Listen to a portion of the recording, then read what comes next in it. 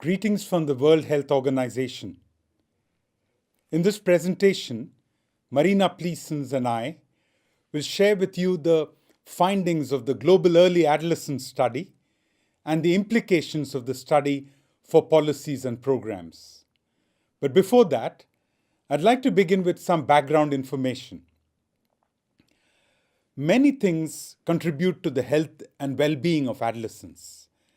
We tend to organize these many different elements, these web of elements, in an ecological framework, starting with the individual, the family, the community, and society. Gender norms and attitudes are one very important factor in this environment, a very important factor which contributes directly and indirectly to adolescent health in a number of ways. What do we mean by gender norms, and gender attitudes? This slide carries working definitions of these terms that we've used in our presentation. Gender norms is the crucial one, widely accepted social rules about roles, traits, behavioral status, and power associated with masculinity and femininity in a given culture or context. Why do we need to focus on gender socialization in very young adolescents? There are a number of points justifying our focus on very young adolescents. It's a special time between late childhood and full-blown adolescence when enormous changes take place. It's a time when monumental changes take place in young people's lives. In many places, they leave school. In many places, they get married. It's a time when some adolescents, and in some places, many adolescents, face health and social problems, like the ones listed on this slide. It's a time when attitudes and values that have enormous implications for the well-being of adolescents now and in the future, and for the well-being of the people around them, are formed or crystallized. And finally, programs and projects in many places ignore very young adolescents. So a focus on gender socialization is particularly important in this group. This is illustrated by the data from a synthesis produced by UNICEF. According to this slide, boys in a number of countries, boys aged 15 to 19 who have never been married, think it's perfectly okay to beat a woman that they haven't met but are going to marry in the future for a number of reasons.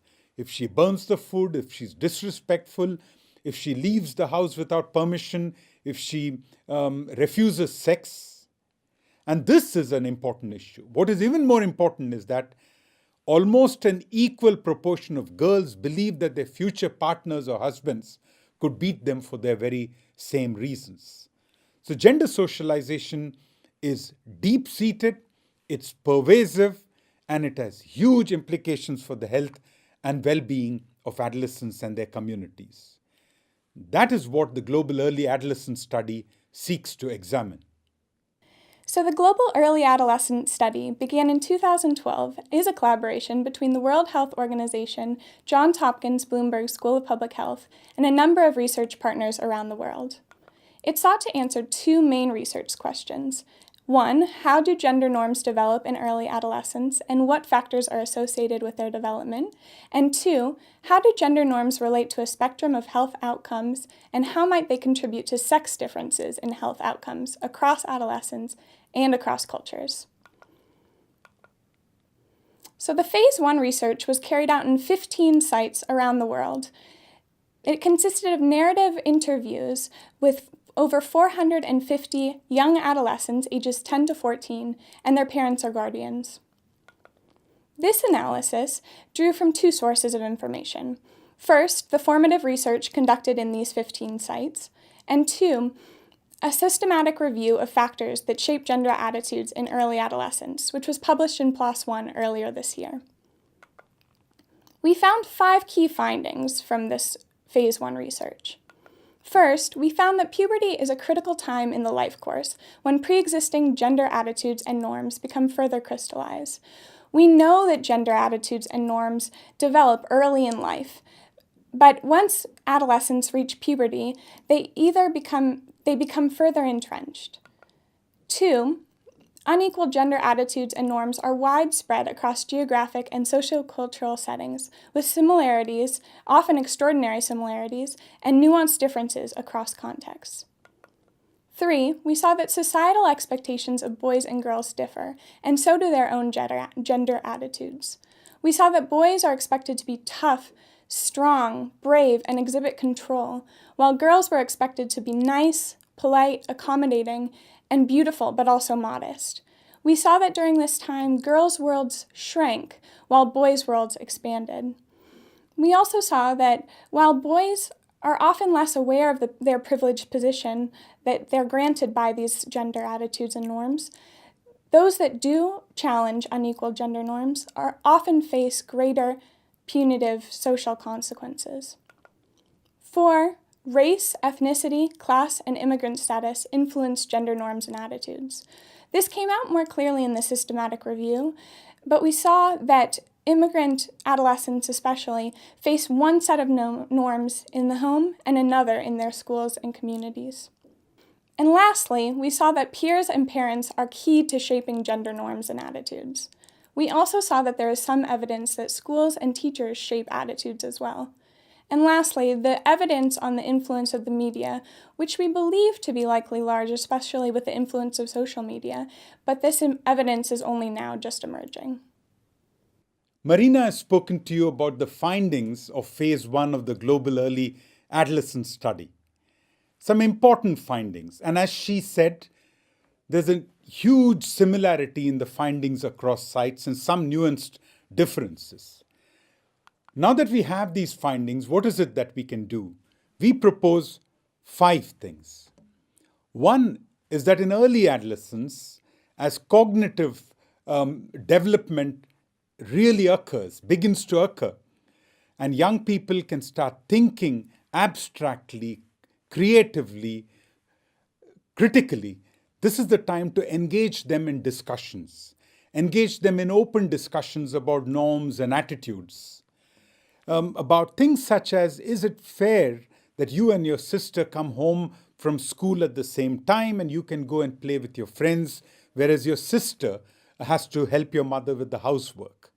These kinds of questions can be developed so that we can create an adolescent who has these attributes shown in this slide, including an attitude of caring. The second thing is that we know, again, as Marina said, that peers are an enormous influence on very young adolescents. Given this, while we need to work with adolescents on a one-to-one basis, it's even as important to work with groups of adolescents so that they can shape each other's thinking. Adolescents look to each other for the way they dress, the way they speak, the way they act, the way they deal with situations. And so it's extremely important to work to change norms in groups and peer groups rather than in individuals. And a tool that is shown on this slide, Stepping Stones, is one of a number of excellent tools used to structure this critical reflection in peer groups. The third point is working with parents. Again, Marina talked to you about the critical role that parents play in shaping children and adolescents. Gender norms, equitable norms, and inequitable norms are shaped at home by parents. The roles of parents are set out in this WHO document. Parents have roles in relation to connection, regulation, respect for evolving capacity, provision and protection, and finally role modeling. And in a number of these issues, they can actually reinforce gender inequality. And so this is very important that parents learn and are supported in building equitable gender norms in their children and adolescents. We've talked about working with adolescents as individuals, working with them in groups of peers, and working with parents. But what we have learned from a growing number of initiatives is that we need to work at a number of levels.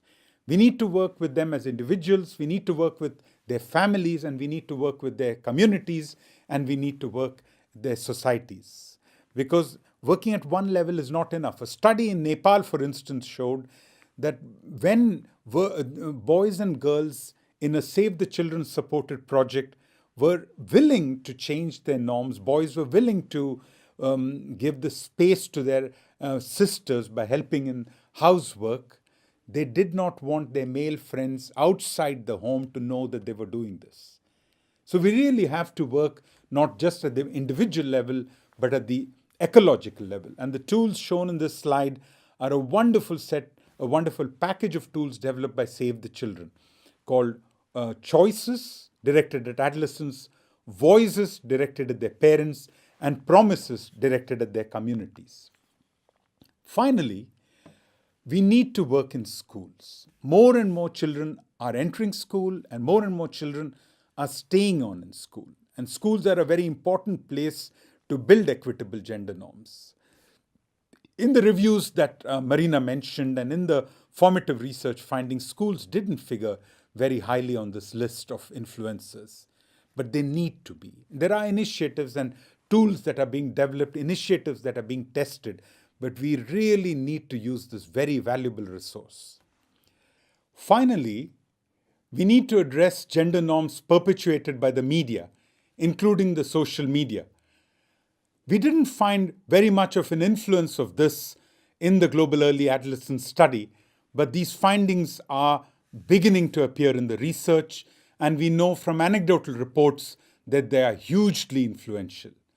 So we clearly have to work at the wider influences through the media.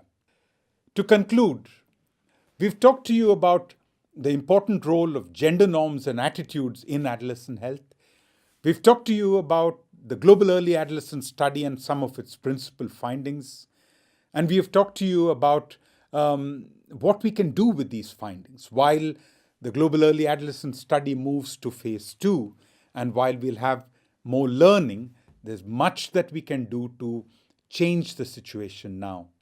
Just to conclude, if we want to change, if we really can work to address inequitable norms, but that's very much like pulling a drowning person out of the water.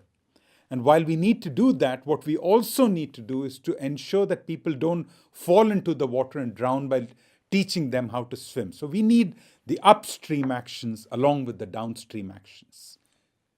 Thank you on behalf of Marina and myself, and on behalf of the World Health Organization.